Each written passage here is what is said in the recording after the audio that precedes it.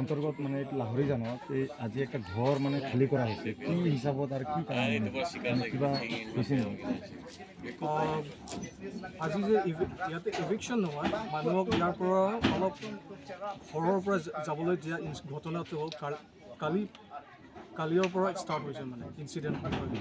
যোৱাকালি KSA আমাৰ কাৰ্বি ছাত্ৰ সন্থা কেইটামান ল'ৰাহেঁতে ইয়াতে লাহৰিজান এইটো টিলা বস্তি বুলি কয় নেকি, ইয়াতে ড্ৰাগছৰ ব্যৱসায় কৰা মানুহ আছে বুলি আমাৰ KSA সংগঠনবিলাকে ইনফৰ্মেশ্যন পাইছে।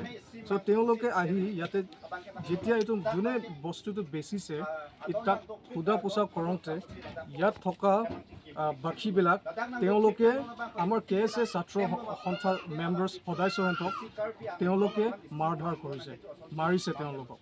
চ' সেইকাৰণে আজি আমি কাৰ্বি ছাত্ৰ সন্থা আৰু আমাৰ কাৰ্বি আংলঙৰ গোটেই ৰাইজে লগ লাগি ইয়াতে যোনে এই ড্ৰাগছ ব্যৱসায় কৰিছে তেওঁলোকক ইয়াত থকা টিলা বস্তিত থকা মানুহহঁতৰ লগত মিলি সিহঁতক ইয়াত টিলা বস্তিৰ পৰা নাথাকিবলৈ কাৰণে বেলেগ ঠাইত যাবলৈ কাৰণে আমি বাধ্যতা কৰিছোঁ আজি কাৰ্বি ছাত্ৰ সন্থাই।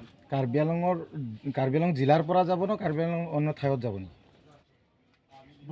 তেওঁলোকৰ ভাৰতীয় নাগৰিক হ'লে বেলেগ ঠাইত যাব পাৰে। কাৰ্বি আংলঙত বেলেগ ঠাইত ভাল জেগাত যদি ভালকৈ থাকিব ক'লে থাকিব পাৰে, কিন্তু আমাৰ ইয়াতে বৰ্ডাৰ এৰিয়া আৰু আমাৰ বোকাজান এৰিয়াত আমি থাকিবলৈ কাৰণে